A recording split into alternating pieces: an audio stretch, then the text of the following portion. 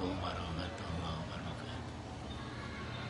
Dalam rangka memperingati almarhum Abah Kiai Jeliyat yang ke-27, saya masih ingat kebijakan-kebijakan yang dilakukan beliau selama itu.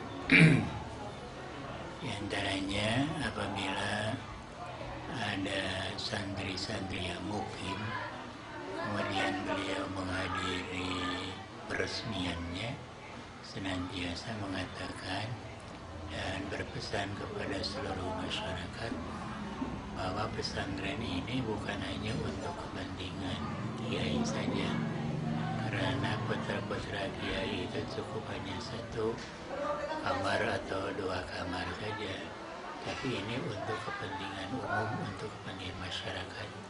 Jadi semuanya itu harus bertanggung jawab terhadap kemajuan pondok pesantren. Yang punya harta benda mengorbankan harta bendanya, yang mempunyai tenaga mengorbankan tenaganya, yang mempunyai ilmu mengorbankan ilmunya, dan yang mempunyai wibawa mengorbankan wibawanya. Jadi semua pihak itu memang ikut berpartisipasi memajukan pondok pesantren. Jadi pondok pesantren itu bukan hanya milik kiai atau untuk kepentingan kiai, tapi untuk kepentingan umat Islam secara keseluruhan, dalam rangka mendidik putra putri umat Islam supaya bertanggung jawab untuk kepentingan agama dan bangsa dan negara. Yang kedua yang saya ingat, beliau itu sangat hati-hati untuk melakukan tindakan-tindakan apakah menguntungkan atau merugikan pondok pesantren apabila melakukan hal tersebut. Misalnya saja, sewaktu kemerdekaan Indonesia diproklamirkan, maka banyak kiai-kiai atau ajengan-ajengan, guru-guru madrasah diberi kesempatan untuk menjadi pegawai negeri.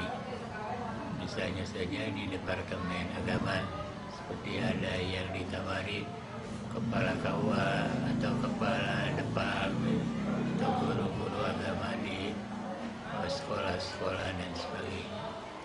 Tetapi beliau tidak seperti yang lain. Kalau yang lain, misalnya Kiai Haji Ulami atau Kiai Haji Muhammad Dahlan, beliau itu terjun di pemerintahan, yaitu di kantor-kantor urusan agama, menjadi tokoh-tokoh.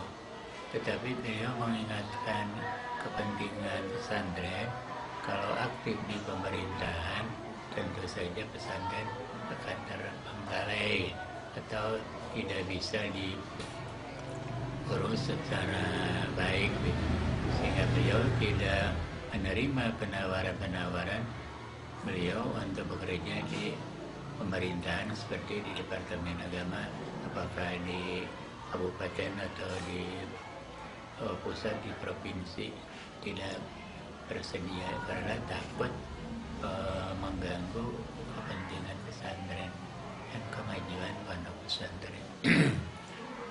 Tetapi setelah di Cipasung itu ada sekolah-sekolah, lembaga-lembaga pendidikan formal, maka beliau juga mempunyai kebijakan sehingga putranya yang lain disekolahkan, misalnya baik di SMP-nya, SMU-nya, kemudian di perguruan tingginya, seperti dikirimkan ke Yogyakarta seperti pada Abdul Halim, kemudian juga dikirimkan ke luar negeri seperti ke Irak, lalu ke Mesir, karena beliau mempunyai perhitungan bahwa nantinya pondok pesantren itu juga mengurus madrasah-madrasah atau sekolah-sekolah, sehingga kader-kader beliau itu dikirimkan demikian.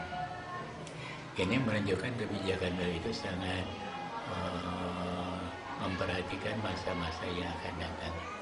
Karena perbedaan pesantren di masa dulu dan masa sekarang, kader-kader yang tetapnya juga bukan hanya dikirimkan ke pondok pesantren, tapi juga ke perguruan tinggi, bukan saja di dalam negeri tapi di luar negeri, seperti putranya yang lain Pak Haji Ubedillah biasanya dikirimkan ke Riyadh gitu, kemudian yang lainnya juga.